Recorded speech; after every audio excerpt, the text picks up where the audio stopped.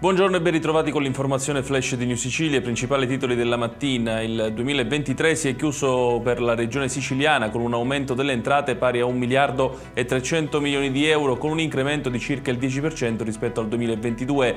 Ad annunciarlo è il governatore Renato Schifani in conferenza stampa a Palazzo d'Orléans per fare un bilancio di anno di governo.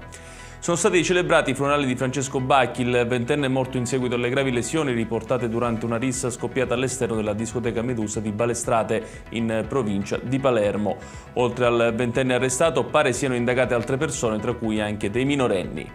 Tragedia a Cefalù, dove è morto un operaio di 45 anni che dopo aver finito di lavorare si è accasciato senza più rialzarsi. Da chiarire le cause del decesso per capire se c'è qualche correlazione fra la morte e le condizioni di lavoro. I carabinieri hanno arrestato un trentenne originario di Mister Bianco per atti persecutori e maltrattamenti nei confronti dell'ex convivente. L'uomo avrebbe picchiato la vittima per futili motivi, come la pubblicazione di foto sui social network.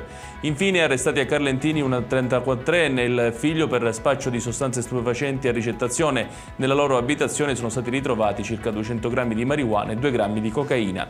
Ed è tutto per questa edizione. Tutti i dettagli su queste notizie li trovate sul nostro sito www.newsicilia.it. Grazie per averci seguito e arrivederci.